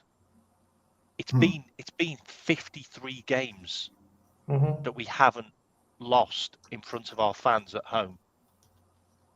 Those That 5 is games, mind-blowing. Like, well, that is literally like nearly two and a half seasons. what was So we the what was haven't the lost those at 5 games that home. we lost? Those 5 games that we lost. When was that again? That was in COVID season. Oh, I know, but I just meant like, do you remember? Because we lost against like Brighton, Wolves, like Burnley, like some. Okay. The one I game remember before that. Yeah. The one game before that, which we lost against fans, was against Watford. That is how far back. That's how far back we go. And that was the what was it called? The Invincible season. Yeah. Where we were literally one game away from being invincible. Yeah, yeah. No, the only reason I was we lost against Watford. Only reason I was asking for that clarification is because, like, often when I do reference the reason why Virgil, I've always said Virgil was my captain, but like, one of the reasons why I said that is because after the 5-game losing streak, the very next game we had at Anfield, I believe, and Virgil and Henderson and Milner, neither of them started, so Virgil was the captain, and it was like exactly what you're saying. We're on that 5-game losing streak, and I mean, like, I always give credit whoever's got to like take on that badge of like, okay, we can't lose again, we can't use a 6th time in front of our own fans, you know. And it was on Virgil's back to have that happen. It was just very interesting to me. That's how much of a fortress Anfield is. Yeah. Abdul Rahim is asking, what is Gakpo's exact position? He is a jack of all trade. I think his primary position is in the middle, up top. Second is on the left, and then third is in the midfield. If Jota's going to be out, then I wouldn't be surprised if Gakpo and Diaz start. Yeah, Gakpo's going to have a lot of games since Jota is going to take a break. Yeah, and Gakpo's brilliant on the left, by the way. Like, I was going to say, I think pretty much his trade. You know what? I think we're starting to see that he's a little, possibly his best role might be on left wing. But that's where he plays for Holland too sometimes. Right. I think it's just a natural. It's just more natural to him. I'm not saying he can't play striker or false 9 or whatever they throw him in. Hey, I mean, I'm not even saying he can't play the midfield, which you've seen him do. But I'm just saying that. I mean, one of his attributes is his cross. He's really good at crossing it, but he doesn't get to do it because he's playing in centre midfield or he's playing up front. And we need more people to be in the box. Well, some players are just better at. They'll like to receive the ball. Like, let's say, you know, if it's Salah, if he receives it, even if it's wide, if you receive it wide on the right, he likes to cut it back in so he can get it on his left foot and have a powerful strike. It's the same thing with Gakpo. Like, as in when Cody gets the ball, he likes to drive and get it to his right foot. You know, so and when he gets to that right foot, it could be deadly because he has a very, very precise shot. So yeah. Anyway, guys, we were keeping you on then, weren't we? I could tell we were keeping you on. Sorry, mate. No. I'm okay. I was like, I'm cutting these off. I'm good. I think today we hit all the points that needed to be hit. And of course, yesterday, you know, I was telling Tom and I was telling K-Mac. It's funny how usually all three of us never agree. Yeah. I watched that Chris show. I came off Jamie's and then tuned into Grizz because it came up on my feed. Oh, and I watched that with you, and that's why I jumped on. Oh yeah. I was listening to you. You good? I was like, all three of us usually don't agree, but when we went on Grizz's show, we were all like, "No, we think that we should have come out with 3 points." Yes, we did. Yeah. I think we were still divided. Did you wait real quick, K-Mac? Because I know you're about to end it, Quasi. But did you? Go ahead. Let me ask you Quasi's question on that. Were you disappointed, or were you disappointed, or were you just pleased to see us just get what we got? That was I'm phrasing that right, Quasi, right? Because yeah. Okay, just making sure. I was disappointed we didn't go at them more because they set out to defend, and we didn't give them enough to defend, if you know what I mean. We could have gave them more. I felt like if the game went on for another 10 minutes, we'd have won it. I just thought we ran out of time as well. I thought we kind of just ran out of time. Like we probably could have offered a lot more, but at the end of the day, if we'd have maybe gone for more, we might have left ourselves open at the back more. So it was. Well, do you see it as an opportunity missed? That was basically no. I see that as a missed? good point, because playing at 12:30 at the Etihad with half your team still on a plane, by the looks of it, is like I've got to give Klopp like 10 out of 10 for just the whole setup and the tactics and the substitutions. Like it really. We could have won it. We could have won it on another day, but you know it's not meant to be. But we stopped them. Like we stopped one of their records, which I'm really happy about as well. Yeah, and I knew about that before we went into it, so that was kind of playing in my mind as well. It'd be really good to stop Pep's record. Yeah, I wish we could stop Haaland. But it was an opportunity missed for me. It was, but I like I said to Kwasi before, before the show started, the opportunity missed was Luton away. That's the one that's going to stick for me. And if we lose the league by 1 point, it's going to be that one. I'm going to be sat there going, oh, why did we do it against a shit team again? Like, Luton's not. And then I will be kicking off over Klopp. I think Luton's not. The one that hurts me the most is the Brighton Palace. Brighton one. Brighton the Brighton were flying as well. Though, we were 2-1 up, and we needed one more goal to seal it, and then. Yeah. But that's what I feel. I mean, I think we all say the same, because usually 12 men would be like, "No, I'll take the point. We did well." But he came in, and he's like, "I think we could have knocked them out. We could have knocked them out. Yeah. The opportunity was there for us to knock them out." It's the weakest they've been. I feel it's the weakest they've been against us. Like, yes. The whole was we have to stop Liverpool from beating us. I think the biggest crazy thing when you're at home. Yeah, the biggest wake up call for City is the fact that we're going to be in this, and they know what it's as much as we know what it's like to lose by 1 point. They know what it's like to have to increase that heavy bar to the level where they can hold that lead on us. And realistically, again, this the reason why I put it as maybe an opportunity missed is only because this City team does not have the same resolve, if you could put it that way, that those earlier City teams that we ended up coming short against had. And a lot of those players are just being like, oh, people are acting like they're just, we just replace them with this person, that person. No, it takes time. Like you can have players that have talent, but do those talented players know how to get it across the line? And that's the biggest question mark for them. Yeah. No, but I think Liverpool have, like I said, 60-65%, and we have a lot to say. By next year, the game changers that Klopp is going to bring in, there's a guy named Mbappe, but there's there's one or two things that Klopp just needs to figure it out. If he figured that part out, I'm telling you, man, and it will become with scoring more goals. When we start scoring more goals, the season is over. I promise you guys, when Liverpool starts scoring more goals, teams are just going to be like, okay, now, because we have the players that can break teams down. We've shown it. And if you come at us, it's a suicide mission. Now what? No, I don't know if I'm not. I think we're going to be top of the tree at the end of the year. I think we will. Arsenal game. I think that Arsenal game at home is vital. Like, I think we beat Arsenal at home.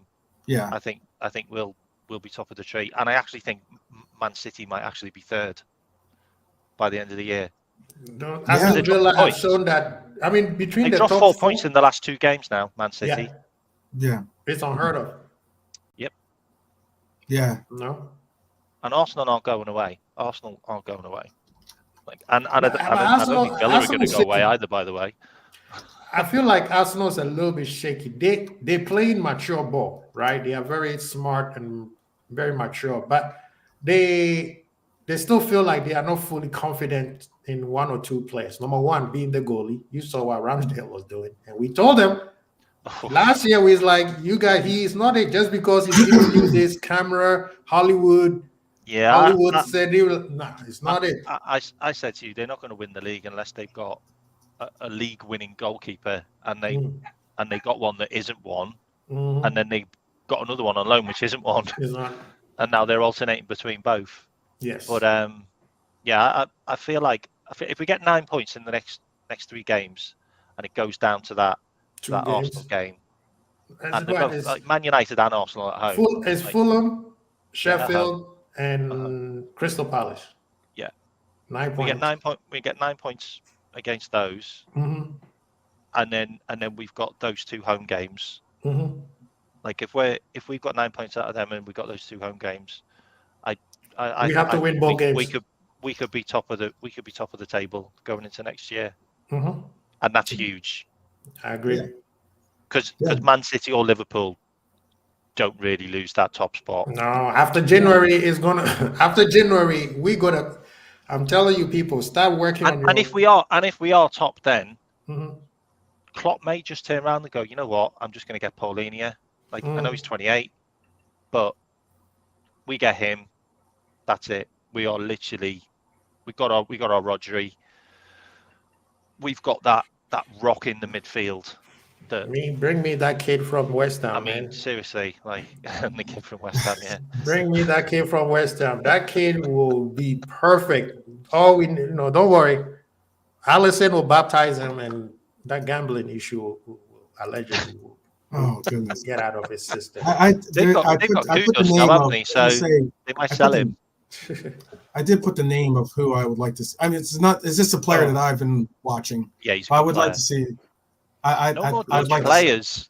No more Dutch players. Exactly. I mean, like considering the style that we play, and considering we do have some real core Dutch players on our team that would be able to help him make the transition really well. And the versatility of them.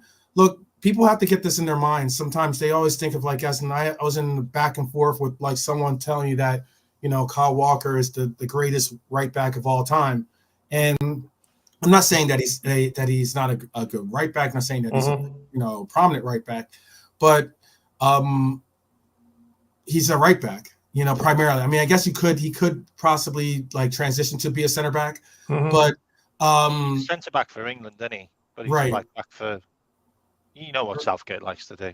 Yeah, exactly. He likes to mix it up anyway, though. Right? I mean, he's got Trent playing just solely midfield. Yeah. So but the point of what I was getting at is that one of the reasons why I like this player, and one of the reasons why I definitely like the idea of getting players that are versatile, getting these players that can play multiple positions on the pitch. We were just talking about Cody. One of the primary great aspects of him is that he can play left wing, but he can also play striker. He can play midfield. We're talking about this player that can play right back, defensive midfield, and he plays center back. It's one of those things where you're going to start seeing a little bit more emphasis, especially with the format and structure we have, of getting players that aren't just solely a left midfielder or solely a right wing. You're going to get these players that are very versatile and can be put in different positions and different places on the pitch. And I agree. I think he'll go to Leipzig, by the way. That guy. Oh, you think so? I thought they'd already signed him. No. They were close. They were close. Yeah, he's still on Feyenoord. They were close, but they got the other lad, the French lad that we were looking at, Lacuba. Yeah, Lacuba. They got him. They got him. Yeah. Any really good young player who's 19, 20, 21, it will be probably going to Leipzig. Well, I mean, isn't that the reason why it is? Weren't we looking at their sporting director to join our? He's going to Bayern Munich. He'll go to Bayern Munich. No, I know I said that, but I'm just saying that's one of the reasons why we were looking at. Yeah. But Big George is from that. Is from that. That group. Side of the yeah, so I didn't know. I like Simikan. Have you seen him? He plays for Leipzig. Okay. He's the player that they have a kid that replaced. What's his name? No, not Szoboszlai. Guardiola. Guardiola. Yeah. But Guardiola, 80 million, and he can't even play. He's a French international. Simichan. He's got like dreads with yellow highlights in. He's crazy. No, like, I mean, I need to ask this question to really be answered. They spent 80 million on Guardiola, and he can't even get a chance to play. He wouldn't play. He wouldn't play him against us because you knew he'd get skinned. No, Yeah. Salah would have. Salah would have had him. Oh, Aki's more suited to that role for knowing what is necessarily needed. Mm-hmm. That's why I think he chose Aki. But he hasn't played in a long time, though. That's what I'm saying. Aki's been playing more on the left side, and what's his name? Akajan, or what's his name?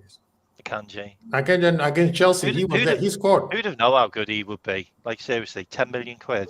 Mm-hmm. But would you want to see Guardiola trying to take on the pace of like a Mo Salah or Nunez would have skinned him so much, man. Like, do you really want to see that? If you're Pep, at least, I don't think so. You probably take your chances with Aki. But this is the thing that people also don't realize, and I think 12 man or K-Man, you said it. The players that Pep needs, he can't find it anywhere anymore. When was the last time Pep played a whole team, never subbed them? Crazy, isn't it? I think it's. Yes, we know Grealish is injured, but it might have been against Klopp. I need to look into that. I've got to go anyway. All right, guys. Yeah. Big up, man. Good to see you, man. We out of here. 12 man, you have anything coming up? Good to see you, K-Mac. Other than we're working on it, I think that I'm supposed to link up with some of the city guys that were a part of the preview. To kind of hear to hear how their chest is now, considering they all had 3-1s and such, that they're going to be beating us. You want to check how strong their chest is now? Like, where's the chest out now? Put it back inside. Yeah, man. Actually, I'm going to be in the show the next 25 minutes with Ends-Man. So people, please join us over there. And then Tuesday, I'm trying to get a show on Tuesday called, the same Tuesday, LFC Vibe. So we talk about Liverpool. I'm still waiting for the show that you say you were going to bring up. Yeah, I know. Didn't I tell you that people are listening? Because after that, a lot of big shows that I was looking during the weekend while I was working, where everybody it became an argument actually on Twitter. Get out, really?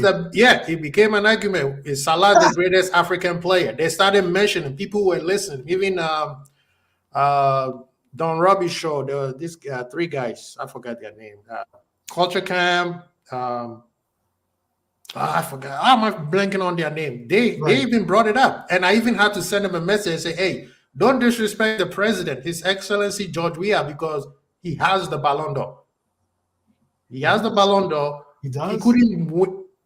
At the time that he was up, the teams that were there were Egypt, Ghana, Nigeria, and then an upcoming team called Cote d'Ivoire. There was no way a one-man team could beat those teams because those teams were just solid. Egypt won the African Cup back-to-back 3 times. Hence the reason why even Salah is not the best player from Egypt. Yeah. He's just the best player right now. So that, I'm telling you, man, you need, either you're going to wait till Christmas time or wait till AFCON and bring it up. But it's a great debate that people are talking about it. But a lot of people don't want to go in because somebody was like, oh, well, I didn't watch George Weah, so I can't put him in there. I'm like, bro, just because you didn't watch him doesn't mean he never existed. We say I never watched him. I said, then you need to do you need to go do your homework, go do your history. Homework. Just because I didn't get the privilege of watching Pele play, but I mean, Pele is a great player. I know that much. You see what I mean? So it is a great debate because, they are the fancy names, the Didier, the Eto'os, Salah, Mane. But there was somebody called Ayub, a.k.a. Abedi Pele, who won the African Player of the Year 3 times back-to-back. There's Roger Miller. I'm telling you, Ojeje Okacha, he's so good, his mama named him twice. So that debate is not as easy as people think that, I just watched what Eto'o did in Barca. Yes, George Weah did the same thing at AC Milan when he had all those great players with him. See, this is what I need though. I need like I want to get a collective of good presence that know African players, but also know the fact that I can understand, because people are going to tend to have that, you know, I'm going to go with my countrymen, that kind of like. Yeah, and then I also saw some stupid debates. I'm like, oh, Salah is never going to be African best player because he's not black. I'm like, you dumb idiot. Mahrez won the African Player of the Year, and he's not black. Yeah. And Mahrez also won the Africa. I think Algeria won the African Cup, I believe. So this has nothing to do with color. On the continent, Salah is loved. So is every other African player. Yeah, exactly. You saw it in the World Cup when people were trying to make it like, oh, Morocco, they're doing it for the Arabs. People were like, what? Yeah. Even their coach had to come back and say, hey, we're doing it for the whole Africa. We sorry, it was just I misspoke. Yeah, the continents don't play with their players. That's the thing about it. I like to see that more so about when they represent and say, you know, they're doing it for Africa, because they're not. I mean, Morocco's not an island. You know what I mean? It's not exactly. You know, it's not like it's a part, like not part of the continent. And you know, you can't like, oh, they are just open. Even Madagascar will tell you they're from the continent. So exactly. Don't play. But anyway, do it, my man. If you don't do it, I'm gonna steal your idea. And then I'm gonna do it. And I'm gonna have you on the show, and they'll be like, oh, damn it. Yeah. Sounds good. Good to see you, man.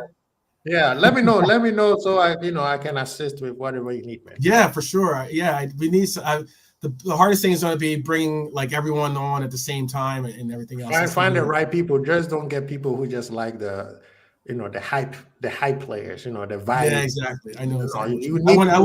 I want more people like yourself to be on the panel that not only have like, obviously their own preferences, but have history behind it, as in like either saw them literally with eye test, or they at least know the history of those players. And I'm telling you, there's been some great players. Even if people want to do the Salah thing, Egypt had a collective of some serious players. You got Nito. Even in the thing is, Salah just happened to be a guy who just took the Premier League to a whole different level. Right. But Egypt has had some collective of players in Germany, in France, Italy. Like, I'm telling you, man. Yeah. There was a period when Egypt was basically like, a real super powerhouse of Africa. And but there was a fall off for quite a while. Because like I said, Ivory Coast came from nowhere. Yeah, Nigeria. You got to mention Cameroon, bro. Had the rise of Cameroon during the 90s. Even Eto'o, people would tell Eto'o, because he came in at the sexiest time of football. The YouTube years of football, playing with Ronaldinho and Henry and those times. But there are some players in Cameroon, like even Mane. Mane would tell you he will give more props to El Diouf than he gives himself. Yeah, but like you're right. I mean, but when it comes to like Salah, like Assam El Hadari, right? Is a bigger name in Egyptian football than Mo Salah, of course, because I mean a lot of the recognition of the accomplishments that he's had in his life amount to something for pride purposes as well, and it's one of those things where you recognize that and you'd be silly not to, and that's the reason why even their own country, they have a goalkeeper who they oh my god. It is interesting considering that El Hadari is a goalkeeper.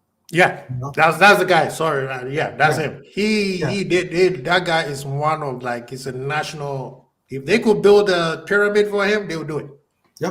Yep.